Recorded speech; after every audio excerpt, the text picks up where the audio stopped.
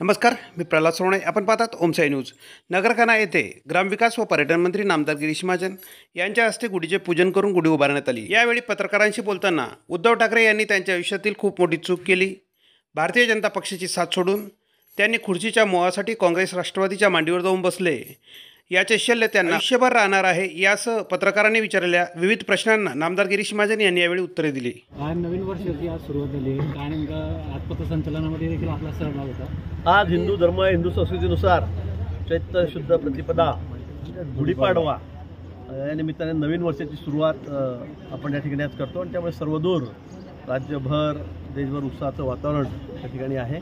आणि आज जामनेर शहरात सुद्धा आम्ही या ठिकाणी सालाबदाप्रमाणे ध्वजारोहण या ठिकाणी केलं, गुढी उभारली आणि सकाळी सज्जन असतं. मला वाटतं मला जेव्हापासून आठवतं अगदी मी बाल स्वयंसेवक होतो तेव्हापासून प्रत्येक संचलनाला आवर्जून मी या ठिकाणी हजर असतो.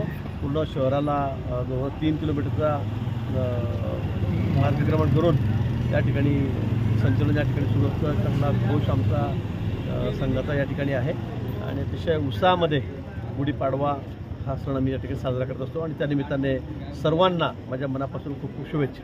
भाऊ, राजकीय आज राज ठाकरे यांची शिवतीर्थ येथे सभा आहे. महायुतीत ते सहभागी होणार का किंवा लोकसभामध्ये लढणार काय? आता मी कसं काय सांगणार? तर राज ठाकरेंची सभा आहे आणि ते काय करणार हे मी कसं काय सांगणार? आता तेच आज जाहीर करतील. हो, आज नवीन वर्षाची काय संकल्पना केलेली आपण? नवीन वर्षाची काय संकल्पना केलेली आहे? नवीन वर्षाची संकल्पना आहे. तुम्हाला माहीत आहे देश किती गतीने पुढे चाललेला आहे. प्रभू रामचंद्र जवळपास 550 वर्ष वनवासात होते, ते मुक्त झालेले आहेत. अयोध्येला ते विराजमान झाले. एका भव्य दिव्य मंदिरामध्ये काशी विश्वेश्वर असेल, मथुरा असेल, आमचे सगळे श्रद्धास्थानं जे आहेत आता ते मोकळा श्वास घ्यायला लागलेले आहेत. म्हणून मला असं वाटतं की पुन्हा या लोकसभेच्या निवडणुका आपल्यासमोर आलेल्या आहेत आणि त्या 10 वर्षामध्ये मोदींनी केलेलं काम, देश किती गतीने पुढे चाललेला आहे, किती विकासाची कामं चाललेली आहेत.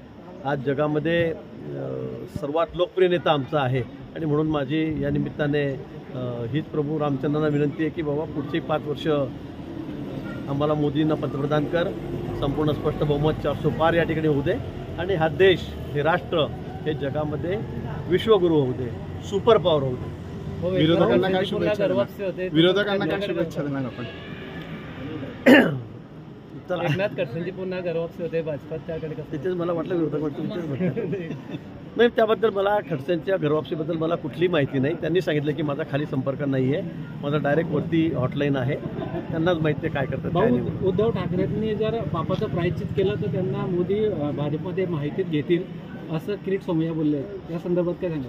मी त्या बाबतीमध्ये काय म्हणणार नाही. आता मोदींच्या मनामध्ये काय आहे ते सांगू शकतील, पण मी एक निश्चित सांगेल की उद्धवजींनी खूप मोठी चूक, त्यांच्या आयुष्यातली खूप मोठी चूक त्यांनी त्यावेळेलाच केली की त्यांनी ज्यावेळेला आमची साथ सोडून, भाजपची साथ सोडून ते काँग्रेस राष्ट्रवादीच्या मांडीवर जाऊन बसलेत.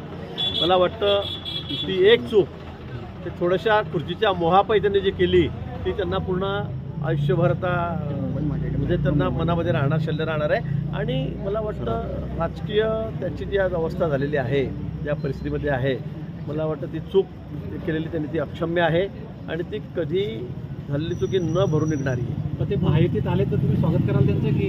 मी नाही, त्या बाबतीत आमचे वरचे नेतेच त्या ठिकाणी निर्णय करतील, मला तो अधिकार नाही. रावेरचे श्रीराम पाटील जे ते शरद पवार गटाच्या मार्गावर आहेत, काय सांगाल? ठीक आहे ना, आता कुणी ना कुणी त्या ठिकाणी उभं राहील. उमेदवार तर राहील ना, बिनविरोध थोडं होणार आहे निवडणुकी. कुणी उभं राहावं. पण ते बघा, जळगाव जिल्हा हा भारतीय जनता पक्षाचा बालेकिल्ला आहे. मी सांगितलेलं आहे, रावेरची जागा असेल, जळगावची जागा असेल, आम्ही खूप मोठं म्हणजे आम्ही कदाचित राज्यामध्ये विक्रम करू अशी परिस्थिती आज या ठिकाणी आहे. आणि मोठ्या मताधिक्याने आम्ही दोन्ही जागा, मी सांगितलं 5 लाखाच्या वर मताधिक्य आमचं दोन्ही जागेवर राहील. भाऊ, ते पण भाजपमध्ये होते श्रीराम पाटील, मग आता पुन्हा तिकिटासाठी श्रीराम पाटील मला वाटतं आताच भाजपमध्ये आले होते 2 महिन्यापूर्वी. ते आधी कुठे होते मला माहीत नाही, काँग्रेस राष्ट्रवादीमध्ये. ते मला वाटतं काही लोक असतात इकडे तिकडे तिकडे इकडे, त्यांचं चालू असतं, इकडे संधी मिळते का तिकडे मिळते का. त्यामुळे ते माझ्याकडे आलेले होते. माझा प्रवेश करा म्हणून त्यांनी सांगितलेलं होतं, त्यांना मीच प्रवेश दिलेला होता. आता तिकडे तिकीट मिळालं आणि म्हणून ते मला वाटतं आता पुन्हा शरद पवार गटामध्ये त्या ठिकाणी गेलेले आहेत. त्यांना आमच्या शुभेच्छा आहे, उमेदवार घेत असतील तर. हो, काही दिवसापूर्वी तुम्ही बोलले होते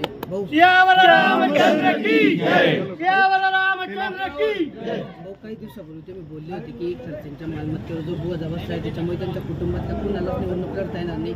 आता चंद्रकांत पाटलांनी पण याचिका दाखल केलेली आहे हायकोर्टामध्ये.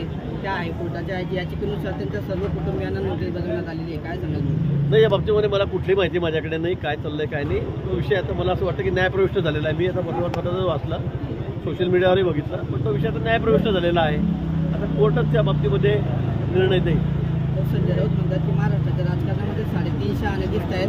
हे 350 आणे सांगतायत की 48पेक्षा जास्त जागा जिंकू आम्ही महाराष्ट्रात. आज जवळ 6 आणे आहेत संजय राऊत म्हणतायत.